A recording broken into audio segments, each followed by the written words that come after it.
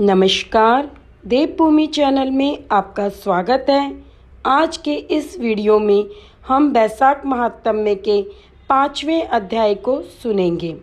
ऐसी मान्यता है कि बैसाख पूर्णिमा के दिन ब्रह्मा जी ने काले तिल और सफ़ेद तिल उत्पन्न किए थे, इसलिए हो सके तो तिल युक्त जल से स्नान करें।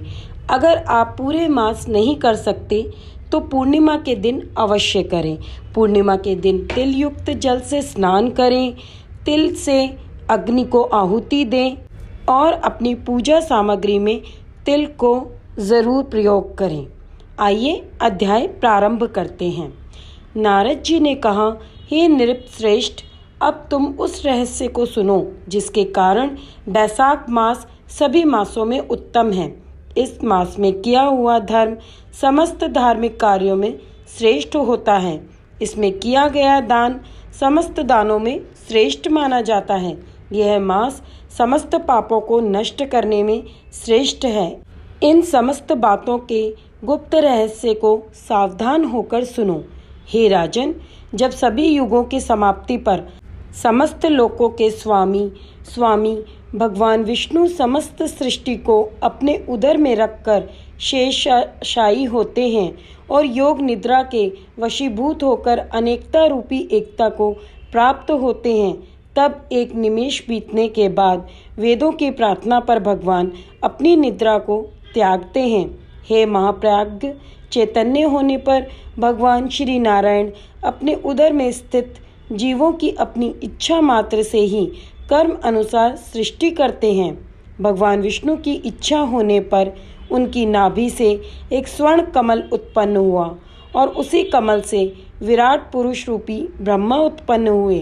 फिर भगवान की इच्छा अनुसार ब्रह्मा ने 14 भुवनों की रचना की तथा भिन्न भिन्न कर्म और आश्रमों की रचना की। तीनों गुण सत्य, रज और तम, सभी भुवनों के अधिपति, प्रकृति और मर्यादा की रचना भी हुई।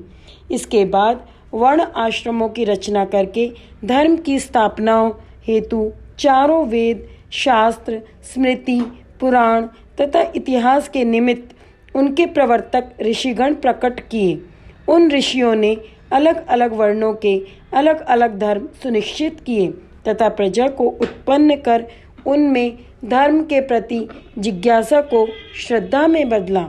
जब सृष्टि का कर्म चला तब भगवान विष्णु ने प्रजा के हृदय में भय स्थापित करने, परीक्षा लेने तथा यह देखने के लिए कि सभी आश्रमों की प्रजा धर्म के अनुसार आचरण करती है या नहीं, इच्छा की।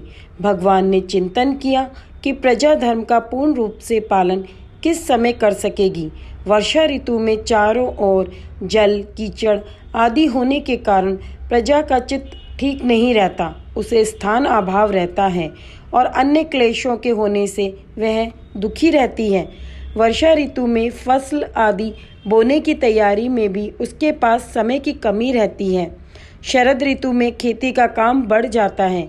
इस समय सभी लोग अपने परिश्रम के फल को देखना चाहते हैं, इस कारण उनके हृदय में शांति नहीं होती और जब तक मन में शांति ना हो धर्म में भी मन नहीं लगता है।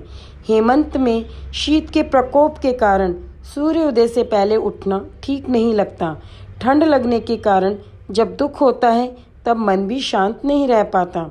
शिशिर ऋतु में प्रातःकाल शीत रहता है और फसल पकने का समय आ जाता है। इस कारण प्रजा समय पर प्रातः स्नान ध्यान नहीं कर पाती। बसंत ऋतु सब प्रकार से श्रेष्ठ सिद्ध है। इस समय न तो शीत का प्रकोप होता है न वर्षा का भय।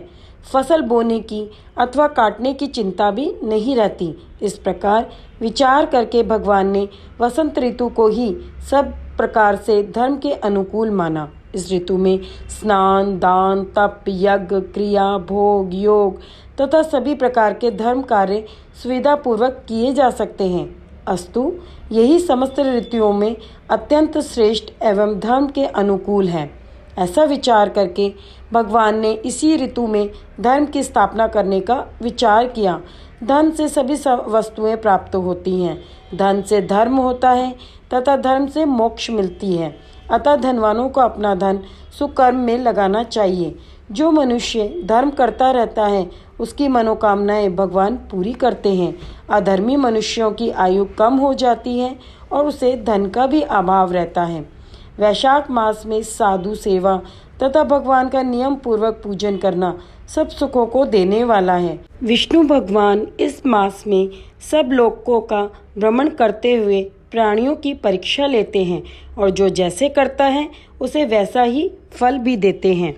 वैशाख मास में किए सुकर्मों से प्रभु वर्ष भर के पापों को क्षमा कर देते हैं। अतः यह मास सबसे उत्तम है। इति पंचम अध्याय समाप्त। यहाँ पर 5वां अध्याय समाप्त होता है। वैशाख माहात्म्य का 14 अप्रैल से शिव महापुराण का लाइव टेलीकास्ट देखना और सुनना ना भूलें अपने चैनल देवभूमि पर। ओम विष्णुवे नमः। ओम माधवाय नमः।